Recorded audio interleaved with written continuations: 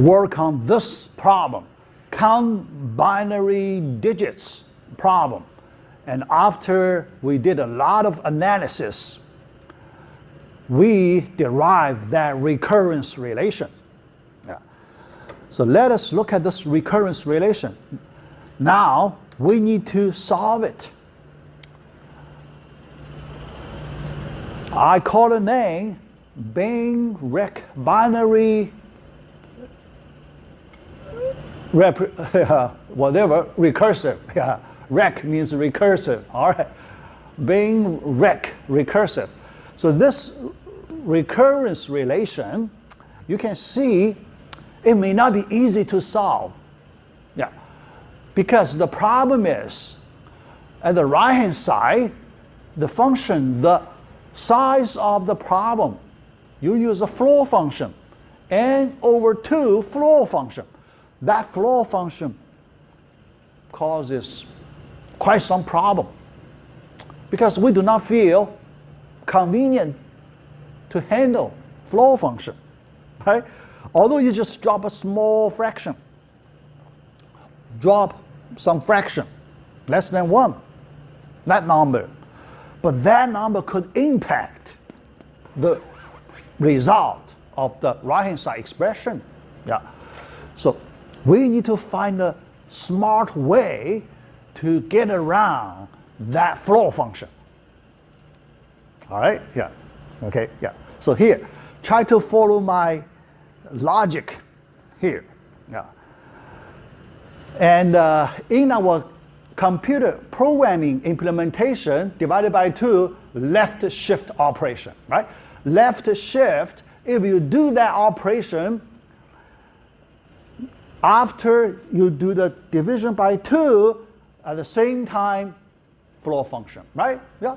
After shift, the fractional part gone, right? You don't keep the fractional part. The fractional part is gone. So this left shift operation takes care of the whole thing, floor function. Okay? So in programming side, implementation is very easy. But here, the hard part is the math calculation part. We need to use a smart way to find the answer. Yeah, here, let me show you a lot of strategies we need to use here. Yeah. All right. Okay, yeah. And for the computation time, this left shift operation even faster than addition. Addition, you need to do some operation, right? Shift, just move the, digit. Move the digit, that's it.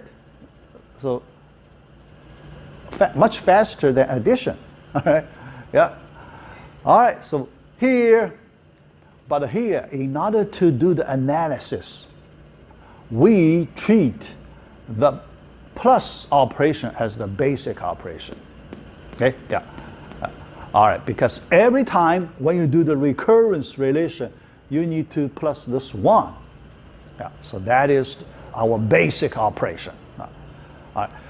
Then, in order to calculate the number of addition, yeah, because our goal, we want to calculate the number of additions. Yeah. So let us define a new function, a of n, as the number of additions. Yeah. A of n, okay? Yeah. Then, what is the recurrence relation for a of n? Yeah. To calculate the number of binary bits, for n, you need to do a additions here. Okay, all right. Then we can also do the recurrence. Yeah, because when we count the number of additions for the problem of size n, it is just 1 more than the number of additions of size n over 2 floor function. Yeah, you split the problem in half by division by 2. The gap, think about the gap between 2 adjacent subproblems. Yeah, we call the problem, the subproblem, adjacent, right? To adjacent subproblems. The difference is one addition, right? So that's our recurrence relation. Yeah. A of 1, the base case, why we make it 1? Yeah, for convenience, all right? For convenience, yeah. 0 plus 1. Yeah. Because A0, we make it 0, right? So A of 1, we plus 1, yeah. So that is our base case. Yeah. So it is okay. Yeah. The base case, we said that. All right. Now, our goal, solving the bottom recurrence relation. Although you can see the structure the same as the original recurrence relation, exactly the same. We just changed the function name, right? From being rec to A. Just the difference is the function name change, but the structure completely the same. Yeah. But anyway, so let us work on this. Look a little simpler version. Yeah. So let us do the analysis, how to solve it. Yeah. At this point, you may feel it is pretty hard, right? Yeah, how to do it, pretty hard. So the strategy is very important. Here we apply some smart strategy. So we learned before some strategies. Yeah. So let us apply some older strategies again. First, the floor function. Yeah. Floor function is the sticky point here. Yes, people really, do not feel comfortable in math computation, especially inside the parenthesis of a function. Yeah. So how to get around it?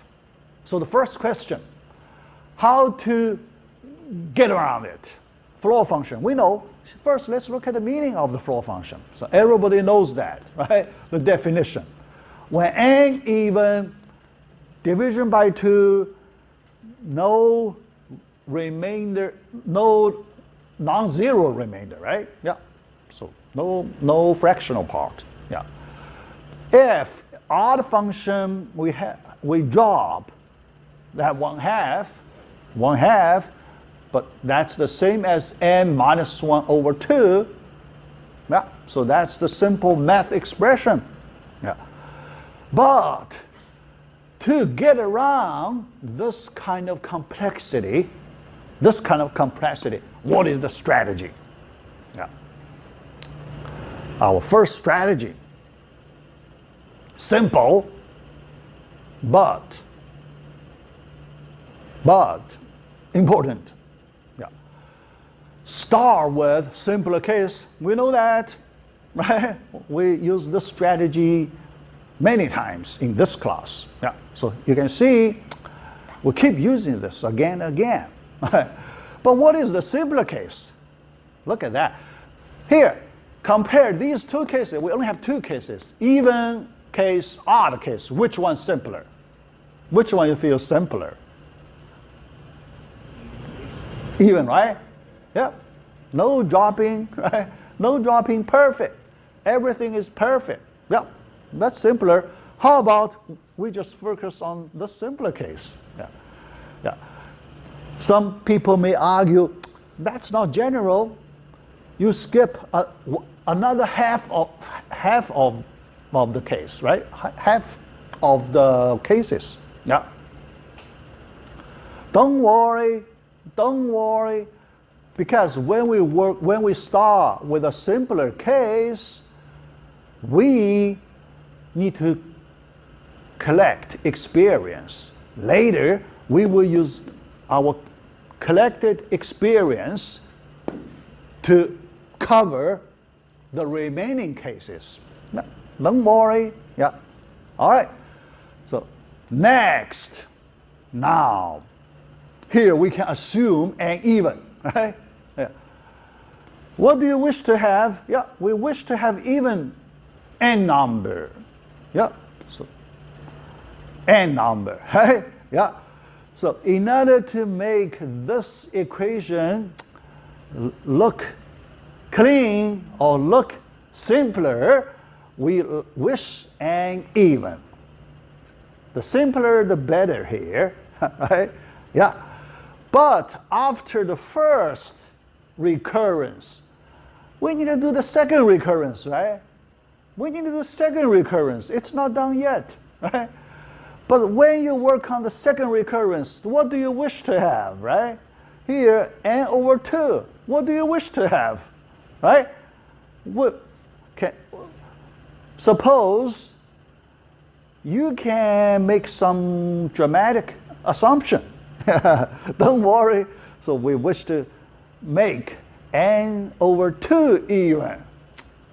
Yes, you can see we ask for more and more. Yeah. Suppose it's fine. Yeah, n over 2 is even, and so on. Yeah.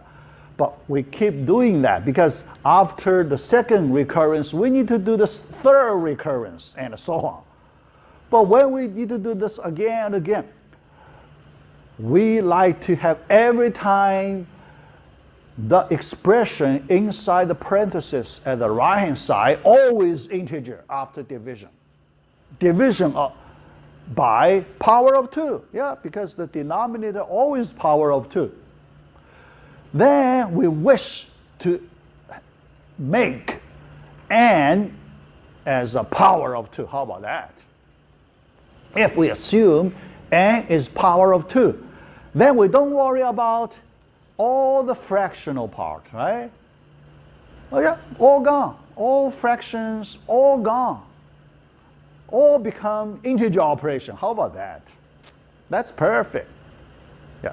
That probably the simplest case we can imagine in this situation. The simplest case we can imagine. Okay? Let us work on it. Yeah, let us work on it. That is our starting point. All right. So next, let's work on it. Yeah. Let n equals to power of 2 to the k. Then k equals log base 2 of n. Okay. Yeah. Now we want to rewrite our recurrence relation in the new form. A of 2 to the k equals a of 2 to the k minus 1 plus 1, and so on. All right? Yeah. So, I mean, that is our new form of the recurrence relation.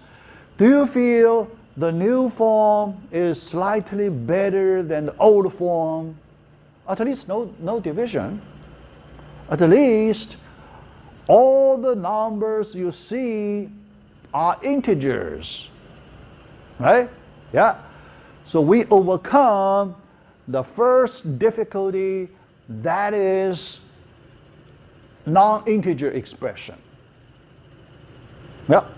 But the second difficulty here, power of 2. When you see your variables or your parameters, power of 2, do you feel something complex? Power of 2, do you feel something a little complicated? Right? Yeah, a little bit, right? All right. The second difficulty to be overcome, how to get around power of 2. How to get around power of 2? Any idea to get around power of 2? Here you can see the whole procedure of problem solving. We overcome difficulty by difficulty. Yeah. How to get around power of 2? All right? Yes. Think about that. All right? The method is simple. The method is simple. Just by introducing new notation, we can get around it. Introducing new notation, that's simple. We do not need to do anything special. Just introduce new notation to get around it. Yeah, look at so how to get around it. All right. So that's our goal. We want to solve this recurrence relation. All right. We can write several, yeah. So we can write, a sequence of, here, Actually, what I like to say, introduce new notation. We can introduce a new function b, all right. But here, because it's simple, so we do not have to. If you feel, what I mean, here, let me write something here,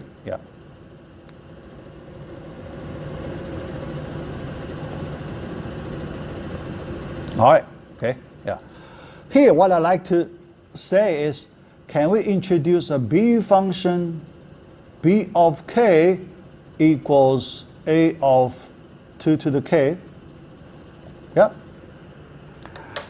By introducing a new notation, b function, we can get around this power of 2 expression, if you feel complex.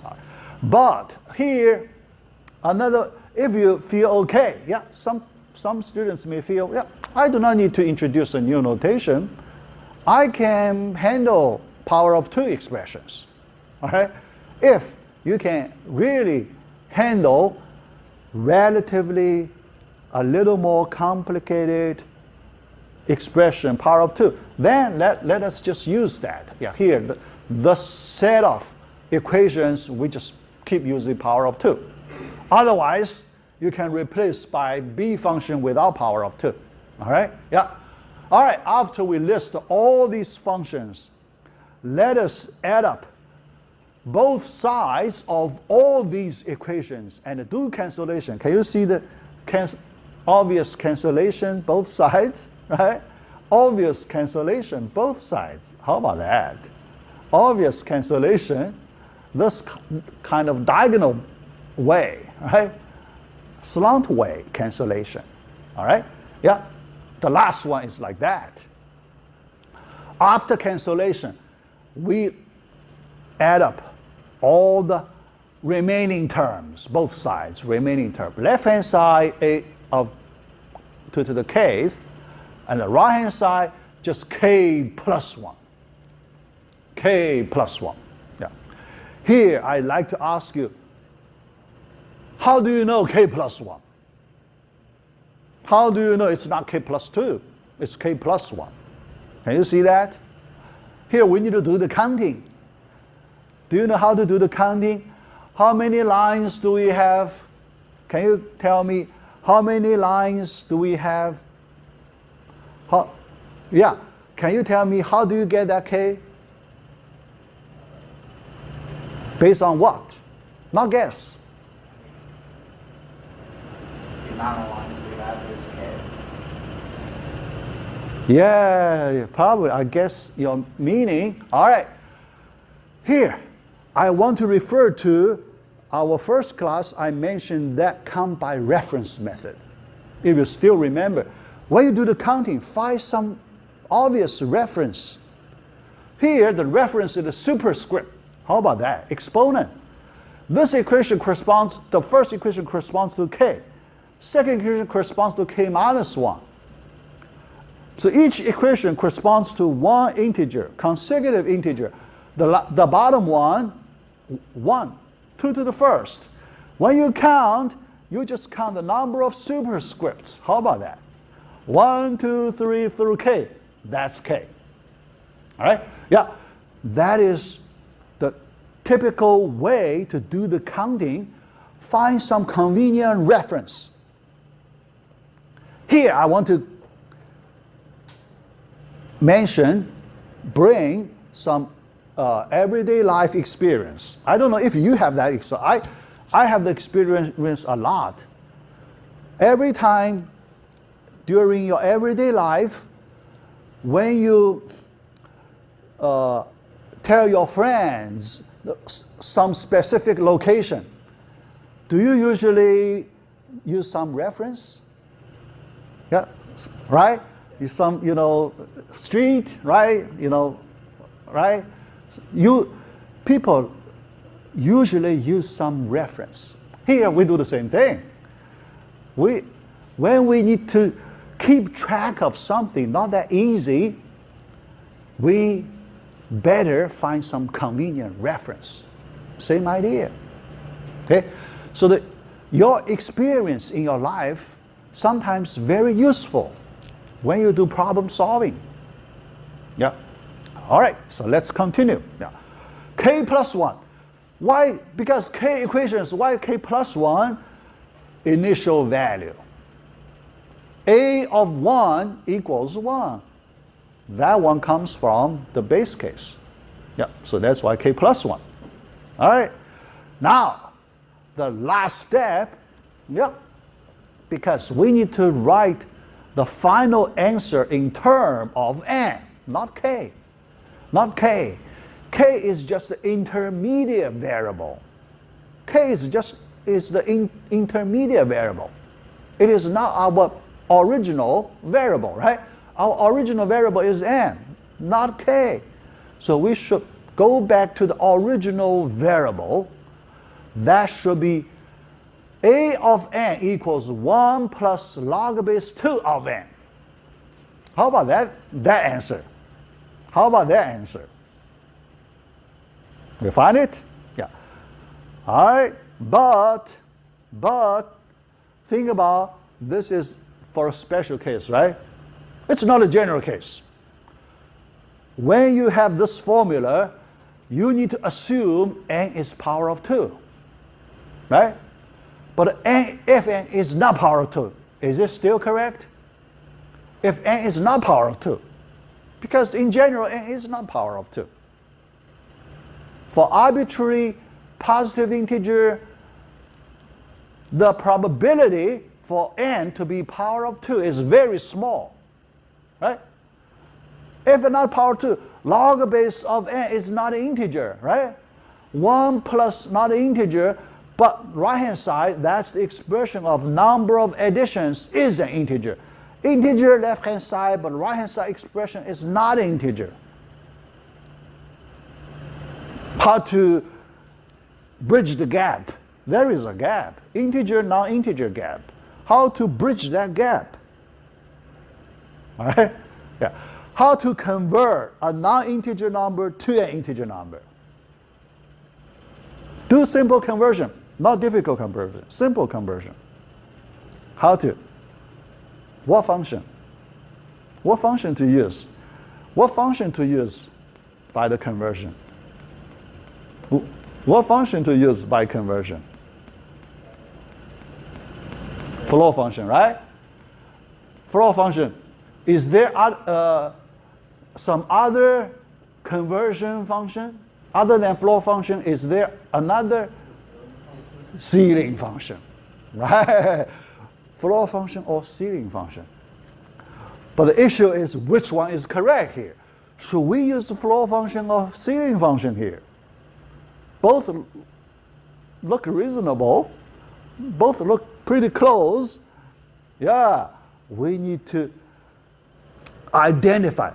One must be correct, the other must be wrong. Okay? When you have this situation, what you should do? What you should do when you have this expression? One correct, the other is wrong. You need to identify which one is correct, which one is wrong. Do you have any idea to do it? Do you like to do experiment a little bit? Experiment a little bit. When you have this situation, plug in some simple numbers. Can you use some simple numbers to get it? Right? Yeah? All right. Yeah. Yeah. All right. So here it works for power of 2, but now we want to go to the general case. For the general case, we need to make a guess, reasonable guess. We already make two possibilities, flow function and a ceiling function, right? Oh, sorry. Flow function and a ceiling function. Here, why you do not guess ceiling function? How do we eliminate? In other words, how can we eliminate the ceiling function case? Think about n equals 2. No, n equals 2, still, yeah, flow function, ceiling function the same, right? Yeah. Let us consider n equals n equals 3. How about that? N equals 3. If n equals 3, what is a of 3? A of 3 equals a of 1 plus 1, right? Yeah. 3 divided by 2, drop the fractional part. So a of 1 plus 1. A of 1 equals 1. So a of 3 equals 2. A of 3 equals 2. But when you consider the ceiling function, do you get 2? Do you get 2? When you consider ceiling function, you plug in 3 here. Log base 2 of 3 should be greater than 1, right? 1 point something, right? 1 point something ceiling, you will get 2. 1 plus 2, you get 3, right? Then we drop the fractional part, just 1. 1 plus 1, that matches our experiment value, right? So when you have the situation like that, plug in some simple numbers. The number, when you choose, should be right. Because when you choose 1, you cannot distinguish the difference. When you choose 2, you cannot, right? Because they're integers. Floor function, ceiling function, no fractional part dropping, right? But when you choose 3, different. There is a fractional part. Dropping, non-zero, fractional dropping part. You tell the difference. Yeah? All right. Okay, yeah. Let's go to the next, because next we want to, still variable size reduction. But here, all right. Here this. Before, here I change the topic. The next, for the general case, I may like to delay the discussion a little bit. Because the general case involves some pretty complicated math discussion. So let me delay a little bit. So let me go to a new topic after this one. Then we look at the problem solving for the general case. All right. This new topic, variable size reduction. Still reduction, but every time the size to be reduced could be different. You cannot predict. Unpredictable. That's interesting. Unpredictable. Because so far we did 2 recurrence relation problems. The size reduction are predictable. The first one, Tower of Hanoi, the size reduction predictable, right? Reduced by 1, from n to n minus 1 and so on. Every time we reduce the problem size by 1. So it's a constant problem size reduction. The second one, binary bits divided by half. Although it's variable but predictable, right? Every time divided by half, predictable. Now the third case, unpredictable. We don't know how much size to be reduced. Let us take the question, our problem, number 10, greatest common divisor. You're familiar with this, greatest common divisor. But this simple example can tell us a lot of useful knowledge. The problem, given 2 non-negative integers m and n, not both 0. Here, I want to emphasize this condition, not both 0. If both is 0, you will have trouble. Later we will see you will have trouble. So this condition, do not forget this condition, not both 0. m could be 0, n could be 0, but you cannot make both 0. Yeah, that's the problem. Why? Yeah, you will see the answer quickly. Yeah. All right. Find the greatest common divisor, GCD, the function name, of m and n. Yeah. So this question, I think everyone here is familiar with this question because it's a high school problem, right? High school. Yeah. You know, all kids, so you learn some special method to solve the problem like that. Yeah, let me repeat that. Middle school procedure solving this problem. Now, step 1. Find the prime factorization of n. Prime factorization. I think you know prime, right? Yeah, prime. Yeah. Is 1 a prime? Is 1 a prime? No. Is 2 a prime? 2, yes. Yeah. Prime, the definition of the prime, yeah. First, it is greater than 1. We cannot treat 1 as prime. Okay? Greater than 1. Second, it has only 2 divisors, 1 and itself. Yeah, only 2 divisors. So 2, 3, 5, 7, and so on, 11, you know. Yeah. So prime factorization, step 1. Step 2, find the prime factorization of n. Step 3, find all the common prime factors. Common. So that prime factors and the power, yeah, actually the power of that prime factor, yeah. Compute the product of all the common prime factors. So here the prime factor should including power of that prime. Yes. Power of that prime. Yeah. Not just that prime. Okay? Yeah, here this prime factor should be referred to power of that prime. The prime, whatever, yeah. All right? Power of the prime. Okay? Yeah. Yeah. All right.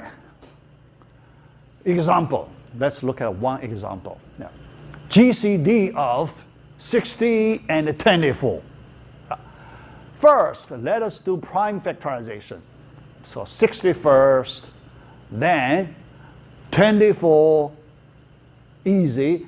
Then you have primes 2, 3, and 5. Let us look at power of 2 prime factor. Yeah, that is common factor.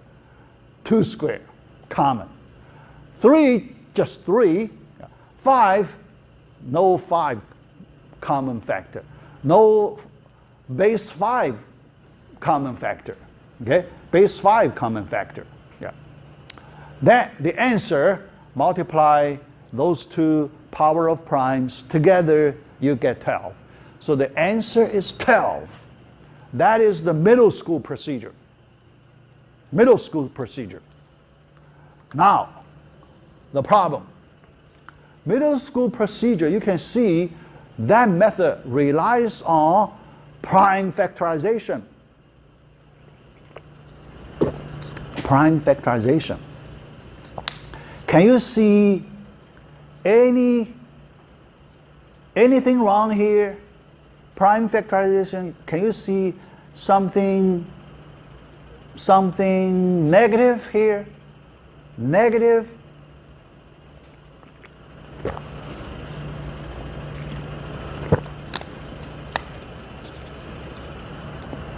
Negative means this method is not good. This method is not good. Not good means it could be slow. It could be very slow. It could be very slow. All right. Here, let me give you the background. So, why we say this method is not good. Yeah. All right. Now let us have a discussion. because this method relies on prime factorization. So the problem is at the prime factorization. Do you know how slow is the prime factorization? How slow is the prime factorization? You can think about, yeah. But when you think about how slow the prime factorization, try to imagine when n or m, yeah, those numbers very large. Can you think about that? Those two numbers extremely large. How hard is the prime factorization? When the given number, here let's just talk about one integer prime factorization, not because here we have two integers. Let us just look at one integer prime factorization. How slow it is. Have you heard of that? Anything related to prime factorization? In your real world, real life, everyday life experience, have you got any experience related to prime factorization and you got information, it is slow? Do you have that kind of experience? Think about that. Think about that. All right, let me point some related experience I have. Yeah. One is, yeah, I read a news many years ago. Yeah, many years ago, probably 10 years ago. Yeah. Anyway, the time is not important, but just that news. Yeah. I read that news. That news said there was a prime given for computing the largest prime in the world. Do you know the largest prime in the world? Anyone? So you can write out, so that number is a prime, but that is the largest. Nobody can find another prime that is larger than this one. Have you heard of it? There was a prize. There was a prize given to finding that largest prime. Yeah, I remember the prize was $100,000. $100,000 to get the largest prime in the world. Heard of that? Yeah, you may not. Yeah, because I heard of that. So it was impressive to me. Yeah, so I, memorize it. Yeah, and later I got the answer. UCLA, they had a team won the prize with the largest prime they claimed at that time, long time ago, 1,000 digits prime.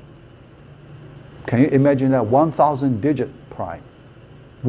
The digits, number of digits, 1,000. Is that number big, huge, right? Yeah, at that time, nobody can beat that. Nobody can, you can use supercomputer. Anyone, yeah. The goal is just get the largest prime, that's it. You can use, supercomputer, any kind of computation devices you can use. Yeah. That means finding largest prime is so hard, right? Yeah, it's so hard. Then if I ask you to do prime factorization, how can you do it? Is it easy or hard? Suppose I give you 1 million digit number. I ask you to do prime factorization. Can you do it? 1 million digits. Yeah. That number could be generated by computer, right? If you ask computer to generate 1 million digit number, is that easy? That's easy. But how can you do the prime factorization, right? So that's my first story related to prime factorization. My second story, have you heard of the encryption method? There is a very famous encryption method. Have you heard of that? Encryption. The internet time, so a lot of sensitive information should be encrypted. Is that important? Encryption. Have you heard of what is the most famous encryption method? Encryption. What is the most famous encryption method? Have you heard of a method called RSA method? RSA method. 3 professors, 3 researchers, they develop R something, S something, A something. 3, research team. Yeah. So later they call, people refer to RSA method. Their method is based on prime factorization. The encryption based on prime factorization. Yeah. They create a large integer equals the product of 2 large primes. That huge number could be thousands. How big? Could be thousands of digits equals product of 2 big primes. Then they use that huge number to do encryption. Okay? To do encryption. So then send out, encrypt all the sensitive information. Yeah. Yeah. Why that method is so strong? So strong means hard to decrypt, right? Encrypt, decrypt, right? Yeah. Very hard to decrypt, break it. Very hard to break it. Yeah. Because even you use supercomputer, if you do the prime factorization of that huge, you need years. You need many years. After you decrypt it, information already useless. Yeah. That sensitive information already, not sensitive anymore, useless. Yeah. That's the power of their method. Why it is, first, it is convenient to do, because you just do multiplication of 2 big primes. Then you use that to do encryption. But very hard to break it. Easy to make it.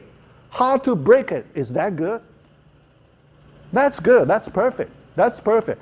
Because encryption, you should find a way easy to encrypt, hard to decrypt. If you do not get a key, you need a key to unlock it, right? You need a key. If you don't have the key, you want to use supercomputer, break it, many years. Many years. That's the main point. That is based on the difficulty of prime factorization. If the prime factorization is easy, then no such encryption method. No such encryption method, because anyone can break it easily. All right? So the difficulty of prime factorization actually is very useful. It's a good thing, right? Not bad thing. Yeah. But for our prime factorization based GCD method, it's a bad thing, right? You don't want to spend years to find GCD, right? Yeah. So now our next question. Can we find a non-prime factorization method to solve GCD? Non-prime factorization based method that can find the answer quickly. Yeah. Answer is yes. Yeah. That's the method, recursive method. Yeah. That's the variable size reduction recursive method. Why we need to use a new method? Yes. So now you have the point. Yes. All right. Before we look at that, first some simple case. GCD of m and 0. M not 0. If m not 0, then it's just the m. Can you see that? Yeah. Because 0 is a multiple of m, right? 0 is a multiple of m. Well, and m is the largest divisor, right? Common divisor. M is a common divisor of m and 0. Is that correct? M is a common divisor of m and 0, right? And m is largest. Is that correct? Yeah. You cannot find some number larger than m to be that, right? Yeah, because m cannot It's not divisible by m, right? Yeah, yeah. All right. Study the problem size. Yeah, here. What is the problem size for this question? Yeah. Maximum of m and n. Yeah. The larger one we treat as the problem size. Yeah. All right. And it cannot be 0. Yeah. Based on our assumption, this number cannot be 0. Yeah. All right. Now the question. Yeah. What is the problem size? Remember, in our earlier lectures, I point out there is a special case for the problem size. Here we have that. The problem size is the magnitude. Magnitude of the number is the problem size. Yeah. Magnitude. Yeah. Yeah. All right. How do we reduce the problem size? Yeah. That's the critical question. In solving this problem, we need to know how to reduce the problem size. Yeah. All right. Okay. Yes. So now let us do the size reduction. Yeah. Yeah. Here we need a special mathematical tool called the division method. Division method. Everybody is familiar with division method, right? Everybody is familiar with that. So in, let's say, middle school, you need to do a lot of integer. Here we talk about integer division. Integer division. Yeah. Yeah. Yeah. All right, but that basic method is so useful here. Yeah. Given positive integers a and b not equal to 0. Oh, positive, yeah, positive. So you don't worry about 0, right? Yeah, positive integer. Yeah. Yeah, anyway, yeah. All right. There exists unique integers q and r with r for remainder, q for quotient. When you do division, you have quotient, you have remainder. So q for the quotient and r for the remainder. Yeah. The remainder, the range must be greater or equal to 0 and less than b, such that a equals b times q plus remainder r. B, the divisor, b, we call the divisor, times the quotient plus remainder r. That's simple, right? So obvious, right? But so useful. In number theory, this method, this division algorithm is so fundamental. So fundamental. Yeah, yeah. All right. Now, let us use this division method to develop that GCD method not based on prime factorization. Okay. All right. And we use m in place of a and n in place of b.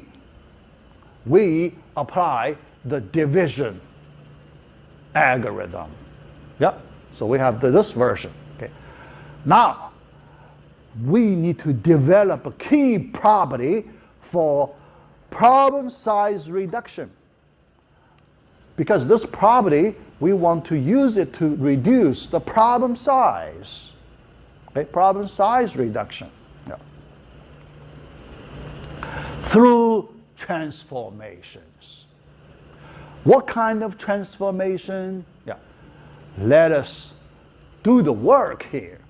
GCD of m and n. Let us write m using the division method formula n times q plus r, comma, n. Okay? But when you write in this way, you can see there is a special term, n times q, that is a multiple of n. All right. So why that term is special, let us look at the transformation here. If we do division in this fraction way, m over n, you can see that term, after you cancel out n, divisor, you have the quotient. you take out the quotient number, then the remainder r over n. All right, you have this expression. All right. Now, we are looking for greatest common divisor, right? Greatest common divisor. Okay? And can you see the quotient number does not impact greatest common divisor? Can you see that? The quotient number does not impact greatest common divisor.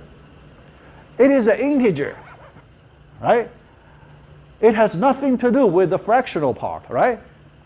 The integer part, larger or small, it has nothing to do with the fractional part, right? And the greatest common divisor only related to the fractional part. How about that? That observation, right? Yeah. So after that, you can cross out that quotient part, n cubed quotient part, because no impact to the greatest common divisor. So you simplify GCD from m comma n to GCD of n comma r. In this way, the size is reduced, right? The maximum of two numbers reduced. The size, maximum of the two numbers reduced. Yeah. And this kind of reduction, variable size reduction, unpredictable. You do not know how much you can reduce. Unpredictable, right? Yeah. Yeah. Oh, unpredictable, probably the first one predictable, n, right? The second one unpredictable. The later remaining size reduction unpredictable. Yeah, okay? All right. Yeah, get a size reduction. Yeah. Keep reducing the problem size. Yeah, let us work on the previous example another time, but this time we use this new method to do it. GCD of 60 and 24 after division, remainder is 12, yeah, problem size reduction, another division, and the remainder is 0, yeah, 0, and based on our, previous formula, when you have a 0, GCD is the non-zero number 12. You get the same answer, but this time you can see we avoid prime factorization. No prime factorization at all. Then you can expect it's very fast. Yeah. When you do division, we know, use computer to do division, it is fast, right? Yeah. You keep doing division, still very fast. Yeah.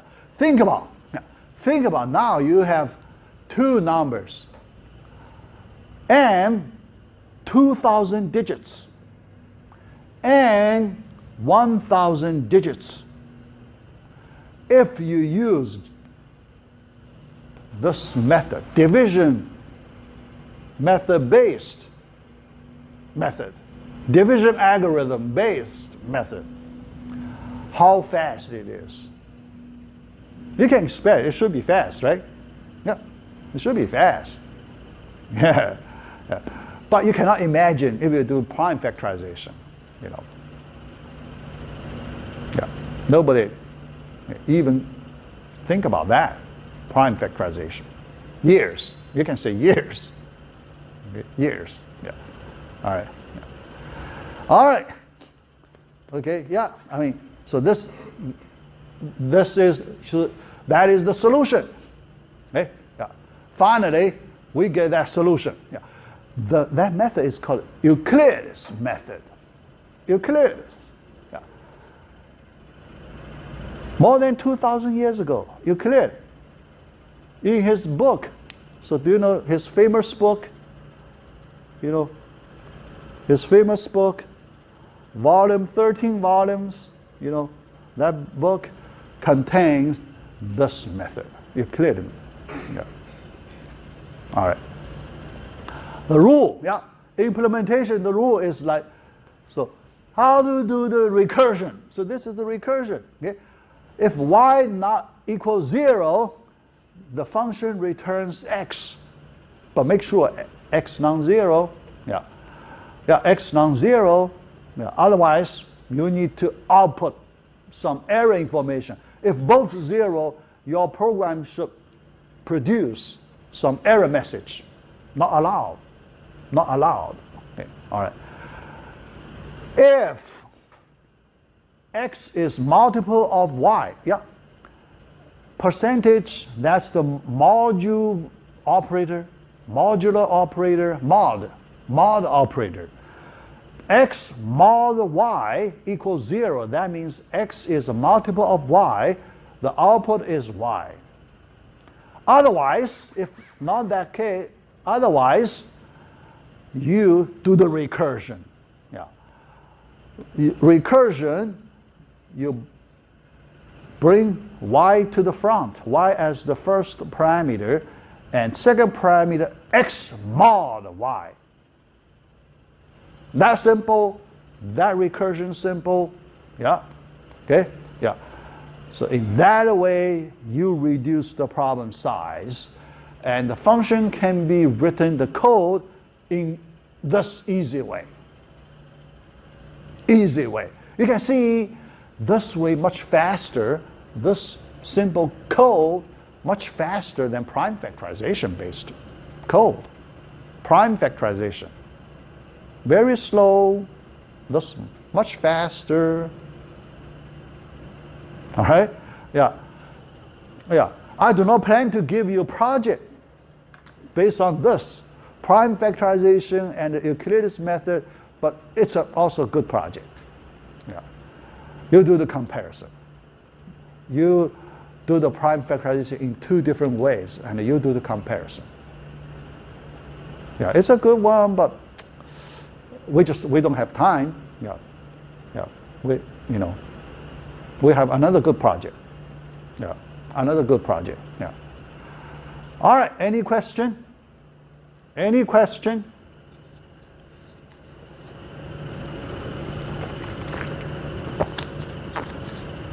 All right. So we finish this topic, but the next topic, yeah. We go back to the general solution of the binary bits problem. Yes. But that one, a lot of math is involved, but I may like to skip, some very complicated math computation. Yeah, I like to skip a little bit. Yeah. Yeah, because this class, we already have a lot of math. We already have a lot of math. Yeah. Later, when we go to the Fibonacci numbers, we need to do a lot of math. Yeah. So for this one, I just talk about the general answer. So then I do not prove it. To prove it, we need to use a lot of math. So I just skip the proof part. The proof part. Yeah. All right. Yeah, but let me switch to a different PowerPoint slide file, and we will complete it before the break. Yeah. In less than 10 minutes, we will complete it. Then we take a break. Then we come back. We learn a new topic. Yeah. Yeah. But this one should be, simple and fast. So let us complete that first. Yeah. Still general solution. Yeah. But in this version, I simplify my slides. Yeah. I cut it short. Yeah. So, all right. Remember, we derived a solution for n equals power of 2, and we're not, because we need to go to the general integer number, yeah, and we make that guess. Remember the floor function, we make that guess. So the strategy here we use guess and verify approach. So we guess it, but after you make the guess, how do you know your guess is correct? Right? You cannot say, yeah, even we try 3 can tell us the ceiling function version is wrong. Yeah. It can tell us the ceiling function, that version is wrong, but But it is not enough to tell us the floor function version is correct. Not enough. We know it is highly likely that is our final formula, but we need to prove it. Yeah. Here I just explain the procedure for the proof, but we do not do the proof details. Yeah. The proof detail, too much work, so I just skip that part. Yeah. All right. We guess, this is our guess. Yeah. Floor function version. Yeah. All right. Yeah. And when you make the guess, here I want to say a few words about how do you make a good guess. Yeah. In problem solving, guessing is very important. Guessing is very important. But the hard part is how to make a good guess. How to make a good guess. Yeah. Because if you have no information, how can you find a correct guess or close guess even? It's hard. Yeah. But here we can make a good guess. Why? We did special case when n equals 2 to the kth power. We did the calculation and we get this formula. That is our guess. That should be a good guess. That should be a good guess. Yeah. All right. So here you can see, when you make a good guess, you need to work on some special cases. Special cases can give you a good guess. How about that? Okay, yeah. How about that? Yeah. All right. The next step, after you have a guess, next step, you need to prove it. Mathematical induction. In your discrete math, you learn the mathematical induction, right? In your discrete math, it's hard. Yeah, if you recall, it is hard. Yeah. I also, to me, I feel it's hard. Okay? Yeah. So it is hard. Yeah. All right. But here, let us review the general procedures for mathematical induction. Yeah. First, we need to verify the base case. That's easy. That's trivial, right? That's trivial. Yeah. So we don't worry about that. This step. Second, induction assumption. This part also easy, because you just make assumption. You do not do any meaningful proof. Just make appropriate assumption. Yeah. Here, this is our assumption. Yeah. But the range is important. You assume A of k equals this form, but when k between 1 and n inclusive. The range is important. All right. Suppose you have it. Then step 3, you need to prove when k equals n plus 1. Yeah, n plus 1, you get out of the range. Because n plus 1 out of the range, you can still get a of n plus 1 equals 1 plus floor function log base 2 parenthesis n plus 1. This step is the hardest step. If you can prove, based on step 2, you can prove step 3, you are done. The whole problem. You prove it rigorously. You prove it rigorously. All right? Yeah. How about that? How about this is the power of mathematical induction. Power of mathematical induction. Yeah. And mathematical induction also tells us why this strategy is so important. Guess and verify, so important. And the guess step, correct guess is so important because you can apply mathematical induction. If you don't have the guess, can you apply mathematical induction? You cannot. Okay? you have to have some goal, right? Visible goal there. You can see it. Then you try to get there, right? If there is no guess, you don't have the target. You don't have the target. How do you shoot it, right? You cannot, right? You don't have the target. Yeah. Nothing to work, right? So the mathematical induction needs your correct guess. Okay? And verify is relatively easier than discover something completely new. When you discover something completely new, is it hard? Because you do not have any idea. You cannot see anything. You just try to discover. But verify, you have something there. All right, you can see it. You can work on it. You can manipulate it. You can apply many tools on it. Is that much easier? Right.